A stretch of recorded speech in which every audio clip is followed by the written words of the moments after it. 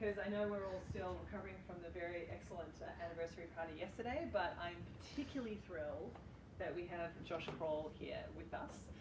He did his PhD at Princeton under Ed Felten, and he has come here today to speak to us about his work on accountable algorithms. Please make him welcome. Yes, thank you, Kate, and good morning, and thank you for coming, everyone. Sorry to get you out and about early on the day after a big event. As Kate said, I'm Joshua Kroll. I finished my PhD with Ed Felten in 2015. After that, I went to work at a startup in San Francisco, learning a little bit about how real product decisions, shipping decisions get made in the field at small and nimble organizations. And I'm here today to talk about my work on accountable algorithms. Before I get started, though, I want to tell you something that my first mentor in computer science told me, which is regardless of what machine learning people tell you they're working on, what they're actually working on is building commander data. I come here today from Silicon Valley to tell you that big data has indeed taken over the world.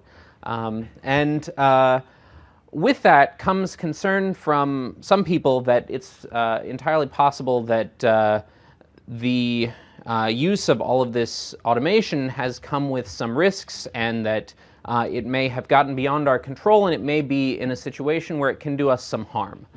Now, I want to leave aside the question of the robot apocalypse, because it's just not what I'm interested in, and talk about a sort of a nearer term, more kind of insidious type of harm, one that can affect us on a day-to-day basis, which is the question of whether or not these automated decision-making systems are doing sort of a good in the world.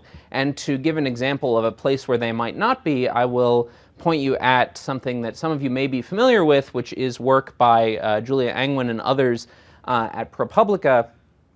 They have a whole series of articles that they call machine bias, and the first of those was about this. Could I actually recommend that you just not go over the ProPublica study one more time, because we literally hear this almost every day Okay. in this lab.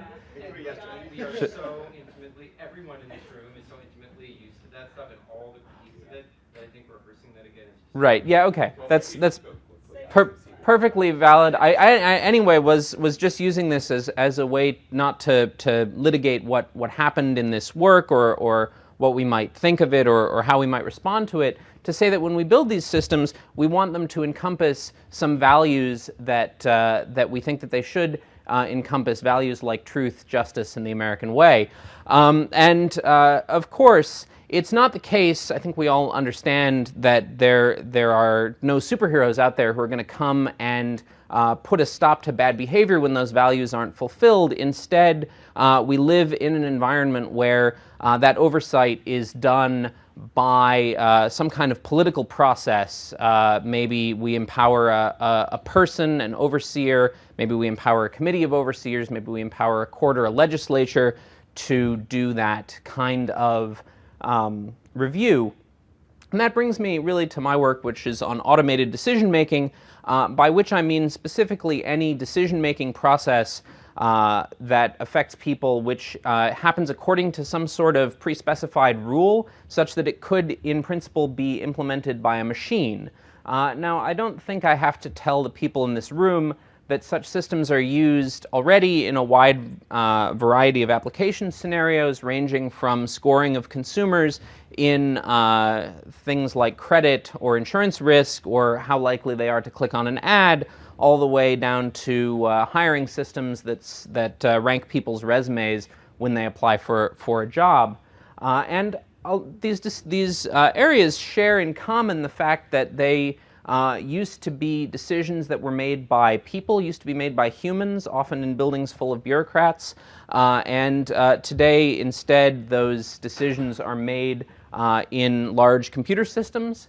And when we think about accountability and governance, we think the governance structures that came up around these decision-making processes really designed around these human-driven bureaucratic processes and have not really evolved to adapt to the fact that these decisions are now being made in computers. And you can sort of try to connect the dots in a world where what the computer is doing is running some code that a human has written, and you can hold the human accountable for what that code is doing. But now, as you know, we have situations where you have a model, and that sorry, you have a question in the back. You had narrative science as one of the logos up there. I thought they just translated data into news stories. They didn't categorize people.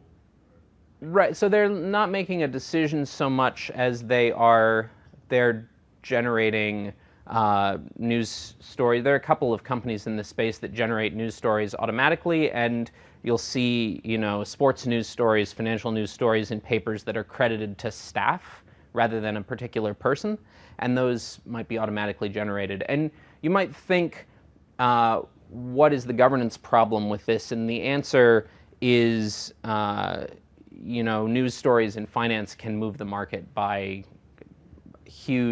there can be huge swings. There was, a few years ago, this thing called the flash crash, where the market fell 1,000 points in an hour because someone's trading algorithm made a bad call based on some news that it saw. And so you might want to ask, how is it that these news stories come to be? Because they have some power in the world, and we want to situate them according to our understanding of what their impact can be. And we might want to go back and say, why did this news organization, put out a story that said that some company was imminently going bankrupt or something like that? And if that story was automatically generated, it would be useful to understand the purpose there.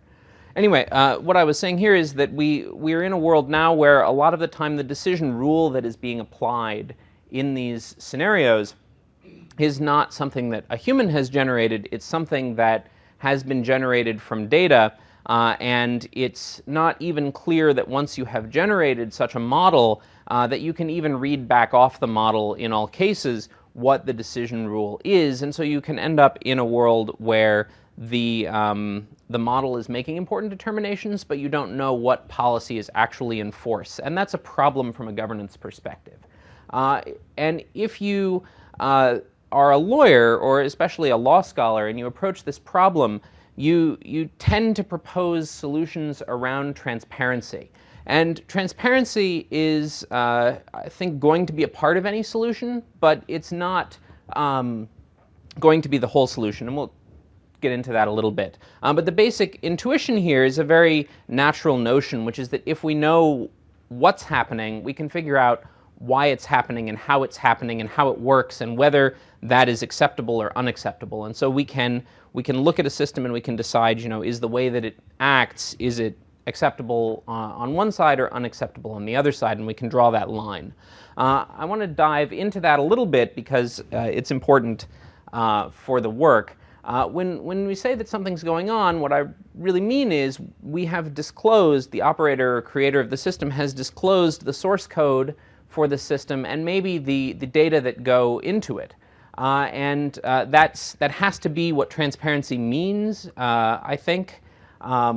It's not, if we say we want disclosures such that we can figure out how things work, we have to actually disclose the internals of the system. That's not always going to be a desirable thing.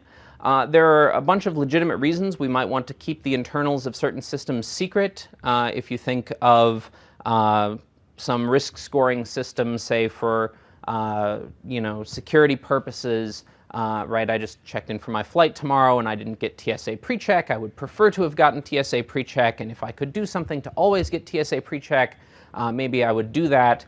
And of course you can join Global Entry, but if everyone knows how these decisions get made, then people can adjust what they do. They can game the system, and that can reduce the integrity of the decision-making process, because it can can cause a breakdown of what the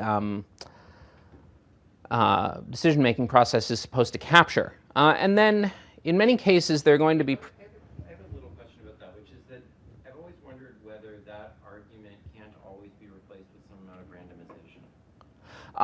Does there exist any coherent model of how people are behaving where they're being deterred by some lack of transparency, where you couldn't just say, well, we just literally randomize this?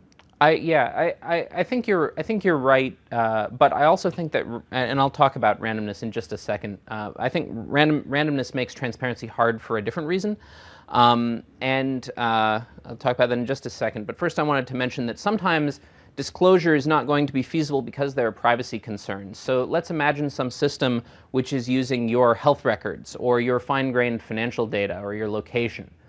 You may not want this information to be disclosed in all cases all the time in order to make for oversight of the system. You may even want it to be only kept in the minimum possible number of places, and so you may not even be comfortable with it being disclosed to some designated oversight body. Can't randomness potentially solve that as well? Because it seems like if you have the right differential private system and you release a right differentially private version of the data, then sort of end to end you can audit that with high probability things are close to where they should be or something like this. I think that's exactly right, and you'll see that I sort of get there. That's the kind of stuff that I think comes sort of after the stuff that I'm going to talk about in the presentation, is sort of the work that I want to do in the future. But to get to your first question, transparency on its own is not always even a sufficient answer. And the biggest, most important reason for that is as you were saying, randomized algorithms are a problem. Right? The simplest randomized algorithm that I can think of is a lottery. You have a set of things. You want to select some subset of those things at random. And I can give you the code for this. You can look at it, you can verify to yourself, you could even prove formally this is a fair selection, it has the distributional properties you want out of the selection, but that disclosure does not allow you by itself to reconstruct any particular decision. In particular, it doesn't tell you that I didn't go in the next room, run the lottery 1,000,000 times, and post-select my favorite version, and now I have something which is totally consistent with, it could have been the outcome of the decision, but it's not fair in the way that we would expect. And then there are other reasons that transparency can be insufficient, but what I want to leave you with is the idea that transparency on its own is not going to provide accountability. It's not the same thing. And yes? You skipped there about this question about incentivizing growth of algorithms, in the sense that obviously some companies develop algorithms and capitalize on them, so transparency would then ruin the business model. Yes, so that's probably a good reason not to have, not to say we're going to move to a world where everything is transparent, but it's going to be randomized, and so we won't know why it, it won't be gameable, and I think it would be detrimental to the business model of a lot of companies if they had to have all of their IP in the open. Moving on, if you're a computer scientist instead and you approach this problem, you might say what we need is some kind of requirement. We're going to do some requirements engineering. We're going to say these are the things the system should do, and then we're going to come up with some sort of formal proof, some kind of technical assurance that those things are true. It might be simple and informal. It might be like we write some unit tests and we say, okay, at this point we know that the system at least approximately satisfies these requirements. Maybe we want higher levels of assurance, and so we do a full software verification exercise and we come up with some guarantee, or we design some crypto system and we say, okay, at the end of the day, we know that even if the disk gets stolen by SEAL Team 6 in the middle of the night out of the data center through the 7 layers of locked doors, they still won't be able to get the data. That is useful in many cases, but it's also not going to work to solve this governance problem on its own, because in many cases, we're not going to be able to say up front what the right requirements are. How would you write requirements for non-discrimination? So there are many notions of fairness that you could have, and these notions of fairness may all be totally valid, and they may be incompatible with each other. Just to come back to people were talking about the ProPublica study on recidivism scores, you have a situation where the vendor's view of what the right definition of fairness is and the journalist's view of what the right definition of fairness is are fundamentally incompatible. It's not possible to satisfy both of them at once.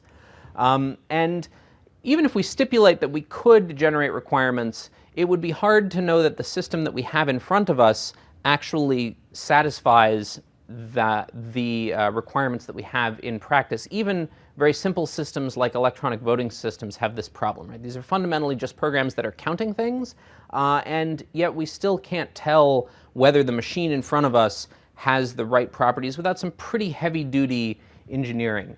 So by itself, these kinds of technical assurances do not get you to governance, to accountability. Instead, I want to think of accountability as being related to consistency with some norms that define kind of the context of a computer system. So those might come from a political process, they might be the law, they might just be things we want as a group. Informally, they might be social norms.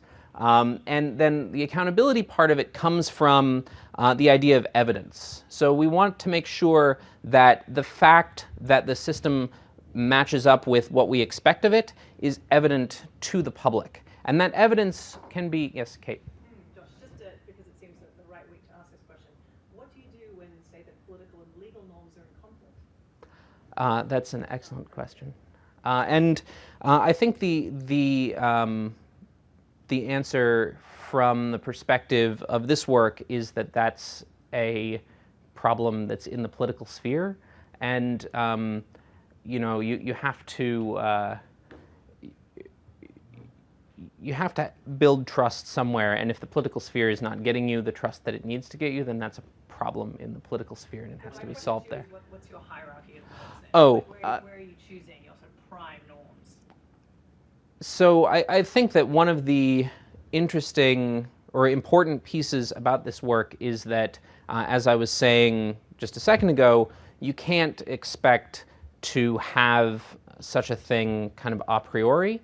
You want to be in a world where you can empower someone to go ex post and look at what's happening in a system and then be able to say, these things were acceptable and these things were unacceptable. And I think as long as you have the right kind of trail of breadcrumbs, you'll be able to do that. And so this gets to the thing I was just going to say, which is that evidence that you generate can be directly convincing to the public. So maybe I just disclose the evidence and you look at it and you are directly convinced that some system matches up with some requirement. It is compliant in the way that you want it to be, but it might also be indirect. Maybe there is some politically trusted entity, someone like the FTC or the FCC or a court, and what happens is they get certain disclosures maybe under a seal regime, and they have sensitive data under a protective regime. They review these data and they come to some conclusion, and because we trust them to do their job correctly, we understand that if they see unacceptable behavior, they will take action based on that or notify us that the disclosures made to them represent some kind of unacceptable situation, and then we can move on from there. And so to answer your question, Kate, I think the point is that we have to trust someone to do the oversight. If we don't trust someone to do the oversight, then we're in just a really bad place, and we can't get to anything. So my dissertation work was on I call it accountable algorithms. It's a cryptographic protocol, specifically something from cryptography called a commit and prove protocol, which I'll talk about in a minute. And the goal is to create that trail of breadcrumbs such that oversight can occur and such that everyone kind of watching the protocol either as part of it or on the side of it can determine that the oversight is happening correctly, that the overseer has what they need to do their job. Some assumptions for this work: secrecy is valid, so we're going to say, we're not going to live in this world where all the methods are on the table. We're going to let people keep some secrets, at least from some people. Instead, we're going to have partial transparency. We're going to disclose some facts to some parties, but not others. But we're going to try to convince everyone that the right set of facts has been disclosed to the right set of parties using some cryptography, in particular something called a zero-knowledge proof. And then the other important assumption in this work is that these processes of generating norms are not equipped to give us a coherent a priori view of what the system should be doing, and so we have to be in this ex post world where what we're doing is analyzing the trail of breadcrumbs to find our way back out of the forest. And what that means from a modeling perspective in proofs about this is that rather than saying we know whether something is policy compliant or not, we have an oracle that can tell us whether something complies with the policy or not. And you could imagine that oracle is implemented by, say, a court, and it's very expensive to make calls to it. But integrating this with like the smart contracts idea and so forth, it seems to be very consonant with that. Yeah, so it's funny that you mentioned that, actually. A lot of the same crypto that's in here is in use there. And I think that lots of contexts where you don't want the contracts to be public, and I think that's actually been a problem for them.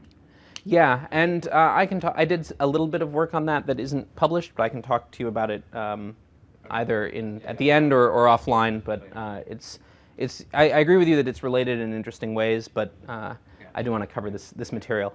I want to move on by telling a short story about kind of how the setting works. And to tell that story, I've brought with me today my good friend Brad. And suppose that Brad is thinking to himself, gee, that New York MSR office, they're really cool. I should be closer to them, and so what I'm going to do is I'm going to buy myself a house in the Hamptons. And it's, because of the projectors, a very pixelated house in the Hamptons. And Brad says, okay, in order to do the house in the Hamptons really expensive, so what I need to do is I need to go to the bank and I need to get a loan. And when Brad does this, the bank says, well, I'm not sure about you. I need to figure out if you're a good credit risk. I'm going to go get your credit score.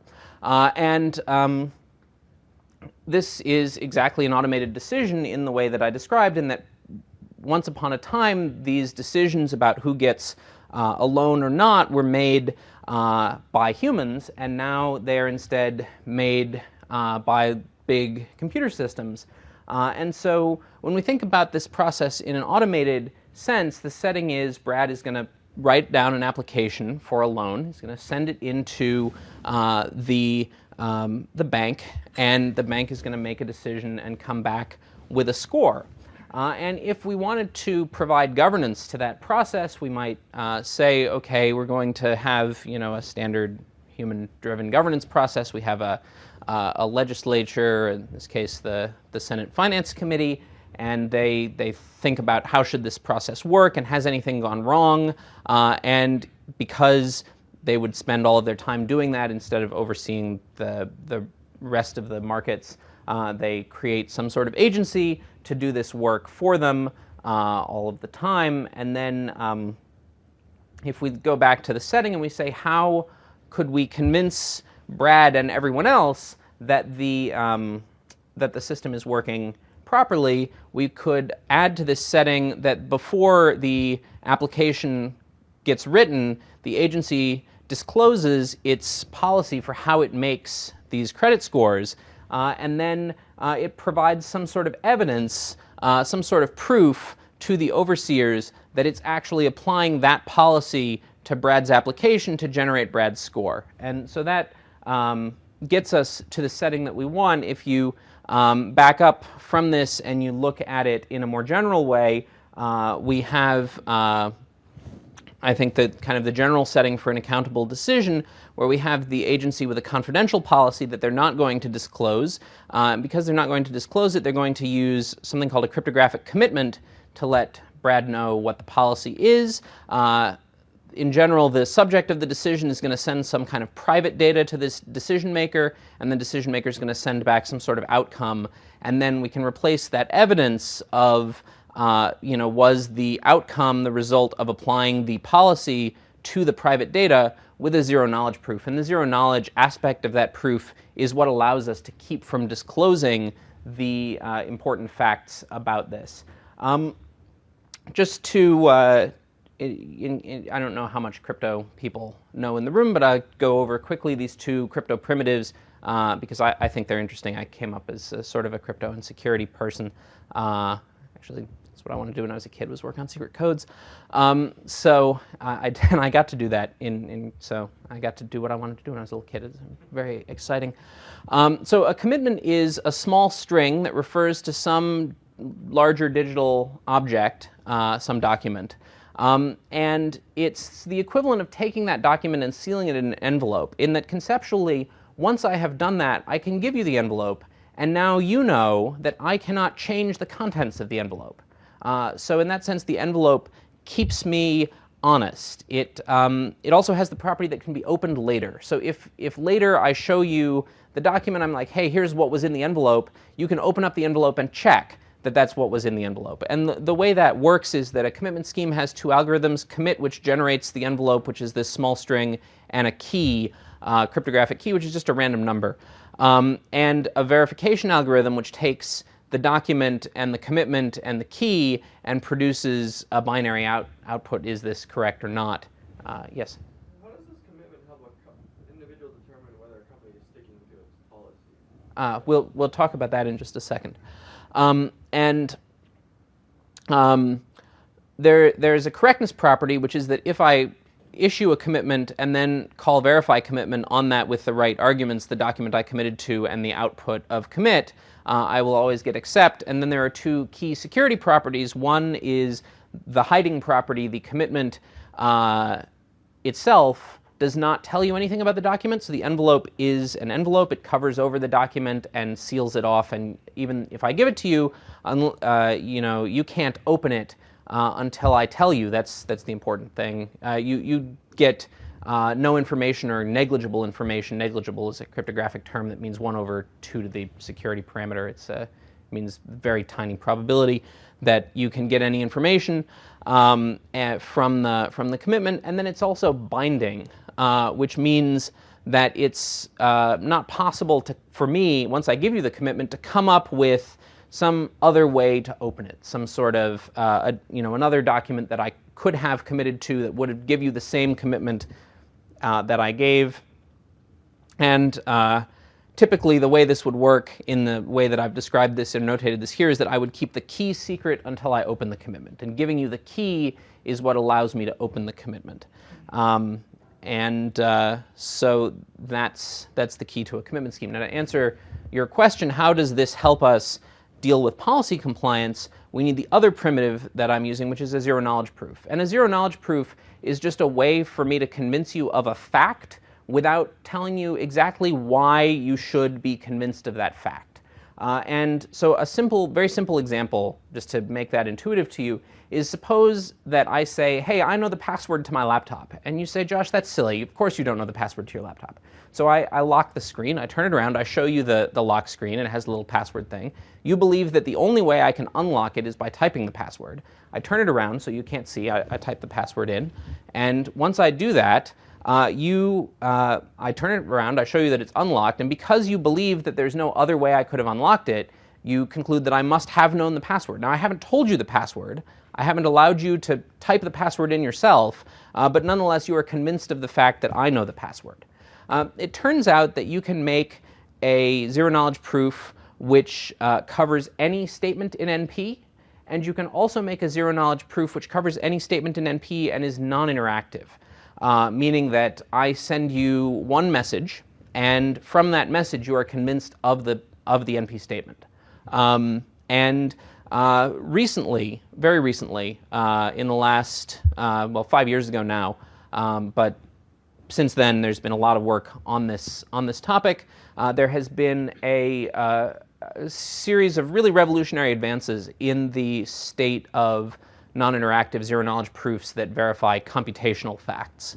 And the first big system that really encompassed this well enough to be used in a practical setting was this idea, the techniques that I used in my dissertation work, something called a ZK snark, a zero-knowledge succinct non-interactive argument of knowledge.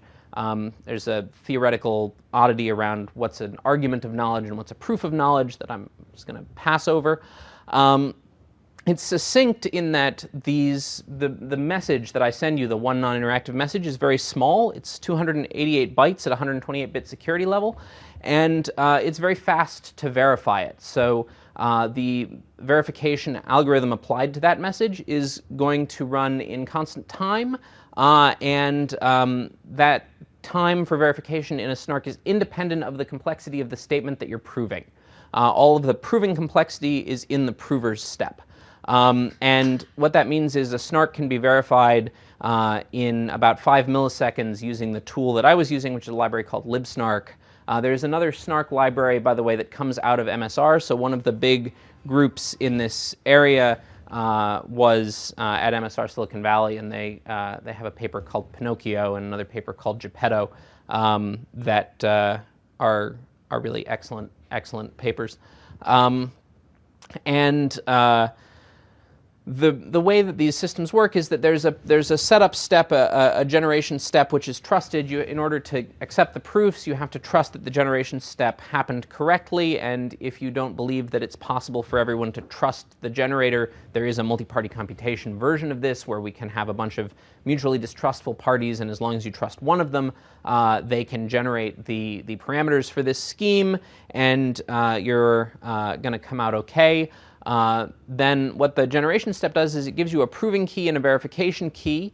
The proving step takes inputs to the function, some input that's public, which we'll call x, some input that's private, meaning that only the prover knows it, which we'll call y, and the proving key, and it generates a proof of the statement that z, some outcome which is known to the verifier, is the result of applying f, the function that we're making a statement about, the NP statement in the proof, to x and y.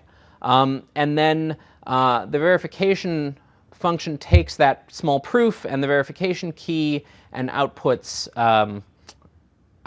accept or reject. So that's the idea of a snark and a zero-knowledge proof, and that gets to the question you asked earlier about how does this relate to cryptocurrencies. Snarks are at the core of something called Zcash, or Zero Cash is the construction that they're using. Zero Cash. Stronger than Bitcoin, right?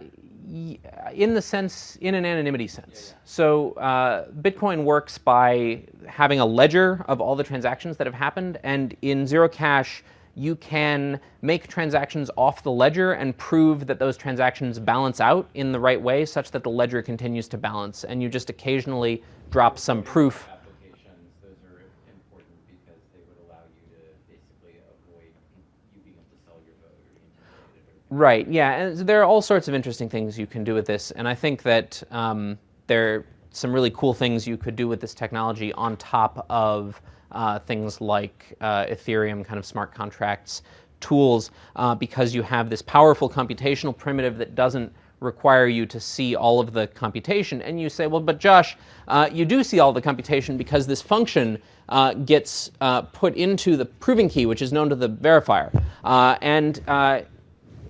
If you believe that, I have a bridge that goes to Brooklyn. I can sell it to you. And the reason is that function could be an interpreter.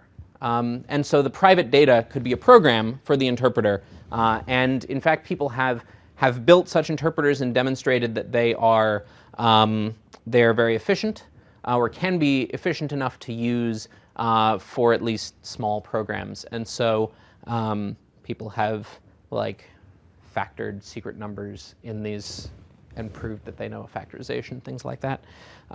What you would do is you would generate an abstract interpreter, and then you prove that it's always in a well-defined state, and you just chain these proofs together, and you get an evolution of the state machine that you want.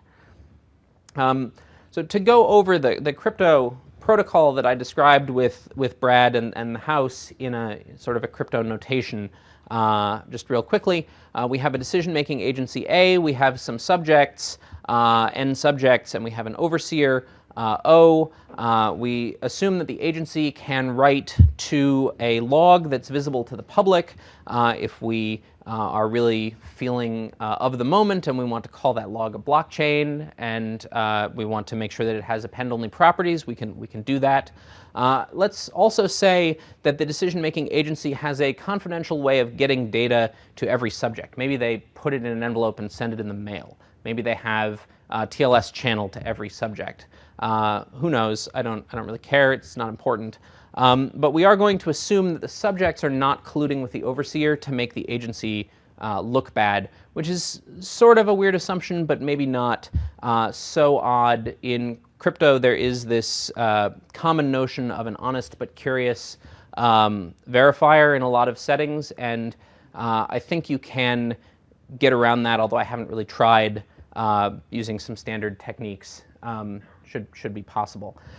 Anyway, as I said, the agency has some decision policy, which I'm going to write in this funny way as a function partially applied to some secret data.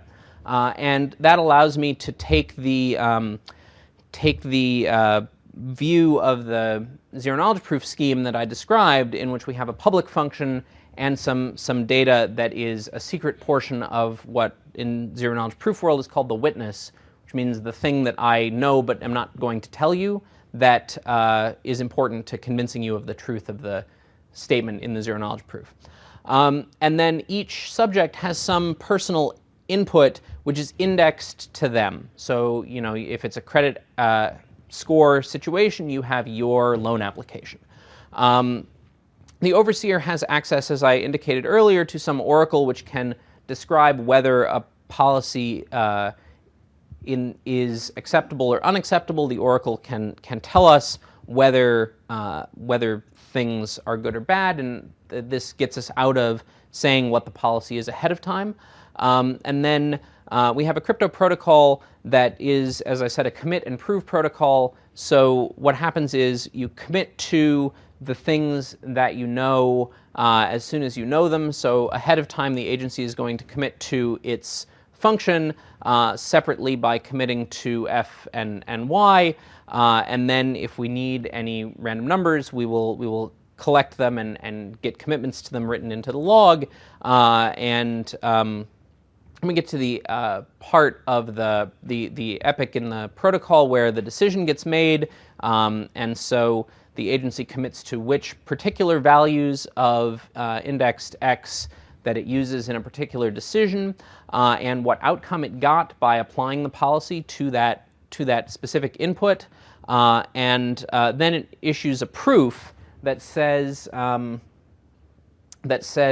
what exactly happened and that all of the pieces correspond to each other. And so basically we've issued a bunch of commitments, and the proof says, so we commit to the subject's input, we commit to the decision for the subject after computing it, and then we're going to prove an NP statement that says, I, the decision-making agency, know a decision policy represented by the commitment to my public function f and my private policy parameters y, and I applied that policy to your specific input x.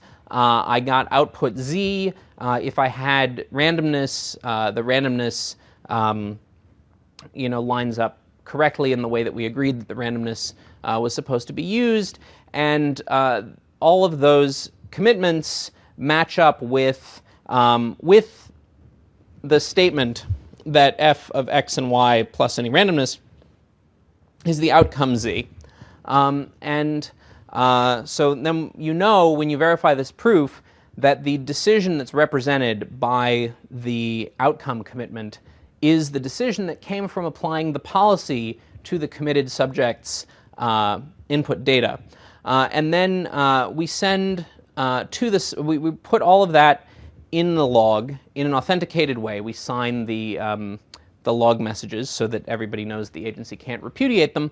And then we send to the decision subject their outcome and also the commitment keys so that they can open the commitment for the things that they know. The things that the subject knows are its personal input, X, I, and its outcome, Z. And then the subject can look in a log, it can see those commitments, and it can say, ah, yes, the agency has committed to the right set of things. They are not lying about what, whether they changed my loan application before they applied their credit scoring rule. You have a question? Yeah, I was wondering if you could sort of step through this in a really simple example, like to make sure I'm not post-selecting in a random lottery, or I'm computing a linear model, or whatever. Sure. Yeah. So I'll leave aside the lottery example because there's some interesting problems there around. You have to know some side conditions, like you have to bind the agency to processing decisions in a certain order. Otherwise, imagine that so the general way you approach randomness is that you're going to replace any random coins you need in the execution of the policy with a pseudorandom generator that puts out as many coins as you want. And then you just have to agree on a seed for that. And then you have to turn that seed into the right number of random coins using the pseudorandom generator, and actually use a kind of a neat trick for that called a verifiable random function, which allows you to keep the computation, the pseudorandom number generator, out of the snark, which is good because the snark proof is the computationally expensive part of this. And you really only need to verify the relation, and the VRF allows you to verify the relation of the randomness generation very efficiently in snarkland, because what the snark operates on is kind of an arithmetic circuit. It's actually an arithmetic constraint program, and something called a quadratic arithmetic program with constraints that look like they call them rank 1 constraint systems. They're inner products, little equation with inner products. Anyway, from that you can get to the VRF execution in a very small arithmetic circuit. But to answer your question, a simple example is, suppose that you have a linear model. Like suppose that you have a single perceptron or something. So you have some the way you're going to generate the score is, I have a feature vector which is my loan application, and you have some secret vector which is the credit scoring model, and the credit score is the inner product of these two vectors.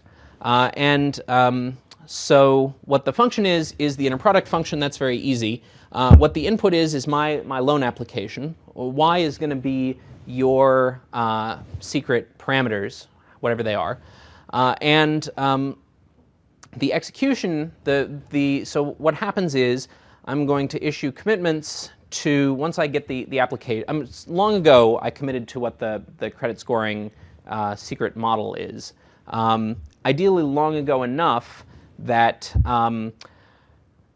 you didn't know what I didn't know what your loan application data were going to be, so that I couldn't, adjust the weights to disadvantage you or to disadvantage certain kinds of people, because I didn't know ahead of time what their. I might do that by just hashing the weight function or something and handing you a hash as a commitment. Yeah, so the easiest way I should have mentioned this before, the easiest way to implement a commitment is in a random oracle setting, where what you do is you append some random, so you marshal the thing you want to commit to into bytes. So you have a byte string. You put some random bytes at the end of that, and then you take the cryptographic hash of the result. And what that gives you is a hash value that represents these data, and then the randomness you've appended is the key. And so if I want to open the commitment, I now tell you what the byte string was that I committed to, and I tell you the randomness. And now you can run SHA-256 on that just like I can. You can verify that it matches the value I gave you before. Because SHA-256 is collision resistant, I can't find a collision, and so I can't have come up with another bit of randomness that would have allowed me to open this to a different value. I also can't find another thing to commit to that would have allowed me with the same key. And it's hiding because of the randomness, you can't provide a dictionary attack. So if if the thing I'm hashing to is the word purple, and you know that I'm hashing to a word, you could hash the whole dictionary and compare and figure out what word I hashed. And so what I'm going to do is I'm going to pick a random number. I'm going to pick 42, and I'm going to hash purple 42. And now you have a little bit of a harder problem, and I can make that as hard as I want by picking bigger and bigger random numbers, or more and more random bytes. And then the proof is just saying basically the thing you expect to be true, the computational statement that the outcome, your credit score, is the inner product of those two values, is true. So we check that relation, probably in that case by recomputing it, because an inner product is it should be just one constraint in R1CS, which is the language that the snark wants us to write this program in. And then we also verify all the commitments, and what that tells us is all of the things that we expect to be true are true with respect to the preimages of the commitments that we've put out beforehand. And that binds us to an audit trail, binds the decision maker to an audit trail that says, this is exactly what happened, and therefore the decision maker actually knew all of the things that were happening, and therefore, and the reason that's important is that you could say, well, obviously the decision maker knows all the inputs to the decision, but in this way you know that the particular inputs that were used correspond to the particular decision that was taken. And that's important because it is necessary to allow the public to be sure that disclosures that are made later line up in the right way. Does that answer your question? Sid, do you have a question? Yeah. Is X is computed, F sees X in the clear? Yes, the agency has to see the subject's input. Presumably you could do something where it was some kind of computation where it was hidden, but I mean, if you were concerned about that, there are sort of blind protocols. So you could you could add a random vector to your if you knew something about the function, you knew that it commuted with some sort of blinding property. Like I could add a random vector to my feature vector, and then take the inner product, and then take the random vector out somehow. That would get you what you need, and you can imagine situations in which that would commute, and that's quite a common technique in crypto. Okay. So where does this get us? This gets us to, in terms of fairness and accountability, this gets us to accountability, I think, in the sense that, as I was saying, we have the full trail of breadcrumbs that led to the decision. We also have the property that everyone who looks at the log can know that the log has integrity in the sense that it describes the true basis of all the decisions.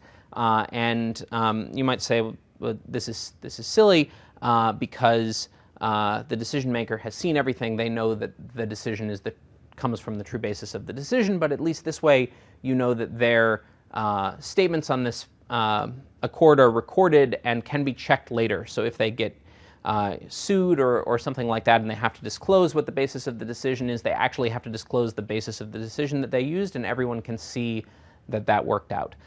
There are two kinds of big ideas in fairness that I think this speaks to.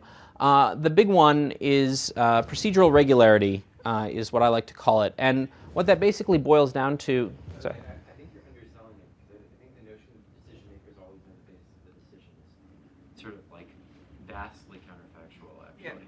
Yeah. Okay. In fact, the fraction of the time when the decision maker is honest with themselves about the decision probably vanishingly small, actually. So, Right, but they know the basis of the decision, that they can at least see it, and they could, in theory, have logged it out. You could imagine comparing this to a situation where they just sort of log things out to a text file, Yeah. right? And then later they show up in court and they're like, here's the text file. Yeah. You're like, well, great. How do I know that you didn't go just write that in your text editor? And here you have some proof. And in particular, you can detach some other interesting facts from the log. You can detach the fact that everyone is subject to the same policy simply by checking that all of the proofs in the log correspond to the use of the same policy parameter commitment. So you see the commitment to that, the secret credit scoring weight vector, and you check that everyone's credit score was generated out of that particular weight vector, and then you know that I didn't use a different weight vector for some people and then a separate one for the people who have purple trash cans or whatever your favorite minority group is. You had a question. Yeah, so presumably the legal discovery process right now doesn't rely on zero knowledge proofs or other cryptographic stuff. So because there are penalties, I guess, if you submit false information. So what advantage would this provide over kind of what the existing? Right. So to me, it's about public verifiability, which gets back to kind of what is the purpose of integrity in these processes. So you can imagine that if I'm the FTC and I issue an administrative subpoena and I say, you have to give me your log files, or you have to produce evidence of how you made this decision, and you come in the door with this evidence. Now, I, as the FTC, am going to believe you're not lying to me, because if I find out that you're lying to me, I'm going to get you contempted and all sorts of bad things will happen to you. But that doesn't mean that Rob should believe that you're not lying to me.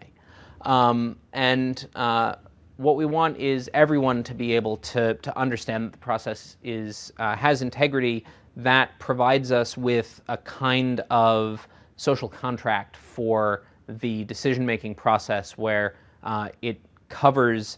It sort of reinforces the political norms, to get to what you were getting at earlier, Kate, which is that if we believe in the integrity of the oversight process, we should be able to leverage that to believe in the integrity of the whole automated decision-making process, whatever it is, whether it's credit scoring or generating automated news stories or. I guess it kind of works also the opposite way. For whatever reason, FTC was claiming like, no, you're lying to us. I think it's like, no, I'm not. Right. So I think that it kind of goes both ways. Yeah, it locks everything up in a strong mathematical way to a particular set of facts and circumstances, so that you can actually hash out later all the time what exactly happened. Standard rhetoric around this is that there's no central point of failure. Like, there's no person whose discretion you are putting in the hands our trust in the system. Instead, everyone is, at least at some level, at a point of equality in terms of making claims about the system operating equally or not. And that's what I find compelling about it. Yeah, I think that's a great way to say it, actually.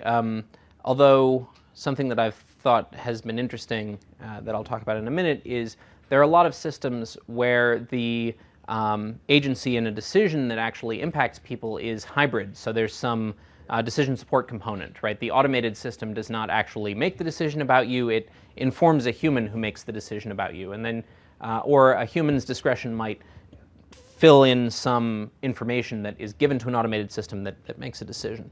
And so exactly how you make that handoff, I think, is a really interesting question.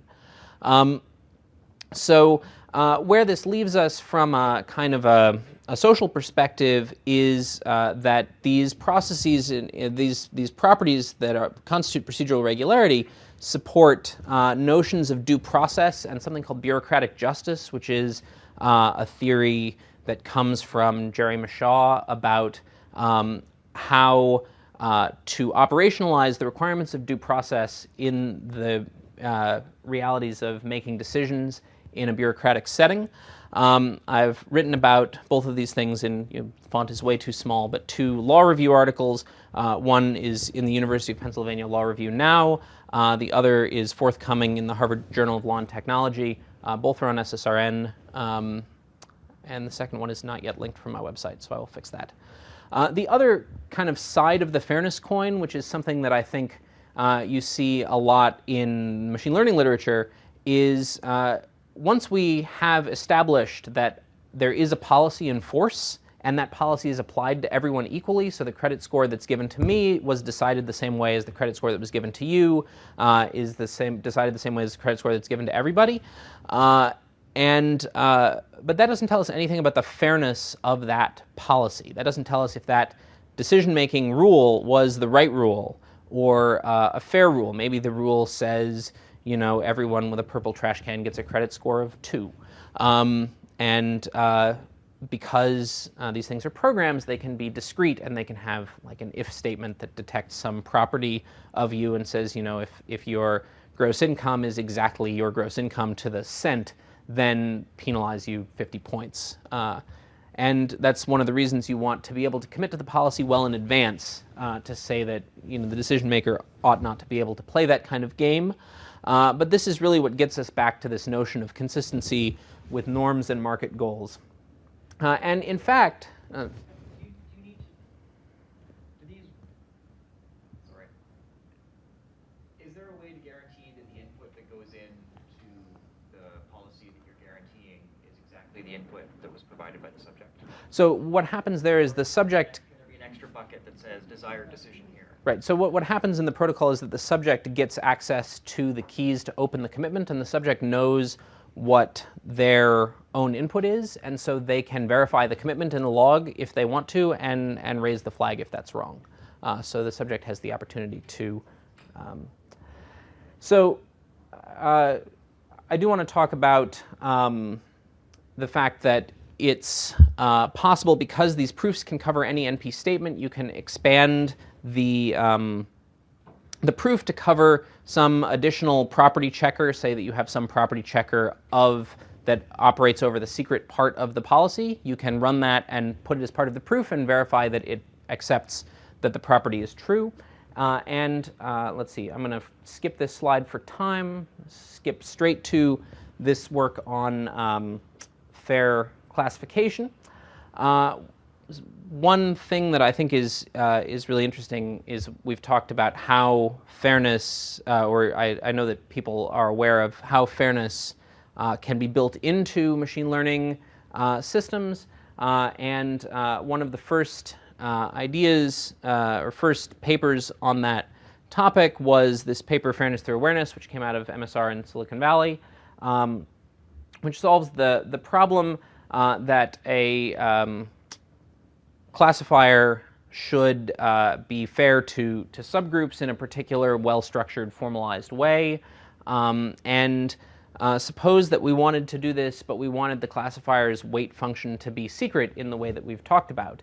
And just to remind you quickly, the Fairness Through Awareness formal condition is this Lipschitz condition. It says that for any two input feature vectors x and y, the distance between x and y under some metric bounds the variational distance of the model applied to those vectors. And so suppose that we have the following really stupid version of a model. It goes from the range of reals 0, 1 inclusive, and it outputs 0 or 1. And it outputs 1 with probability definitionally equal to its input vector. So if you put in a half, it's going to give you 0 half the time and 1 half the time. If you put in a third, it's going to give you 1 1/3 of the time and 0 2/3 of the time, and so forth. And this is a very stupid model. If you build this model and you keep this property of it secret, so you choose the weight vectors such that this is true, you can actually construct a circuit for this model that has the property that the verifier can introspect on the structure of it and confirm that the Lipschitz condition holds. I think it's an interesting open problem to do this for a non-trivial classifier and where you keep a non-trivial secret. So that's some flavor of the kind of work that I'd like to do in the future. I'd also we talked a little bit about other things that I'd like to work on. One thing that I think would be interesting is could you massage the mechanisms, instead of saying what we need to do to make a best of breed machine learning tool actually fit these requirements is we need to stick it into this zero knowledge proof where it's very computationally expensive to do all sorts of things. Can we massage the training or the execution algorithms such that they output on the side some evidence that tells us something that's useful in this setting for accountability, either via verified computation or via some other kind of trickery. The kind of the simplest version of that is, can we have a model that tells us that it came up with an outcome for you where the model was trained on some set of training data that I've committed to, so I commit to all the training data. I give you that commitment. I say this was the training data that I used. It's represented by this cryptographic hash. And then I give you some proof that the outcome that the model gave you came from the model that was trained on that training data. That's a simple version.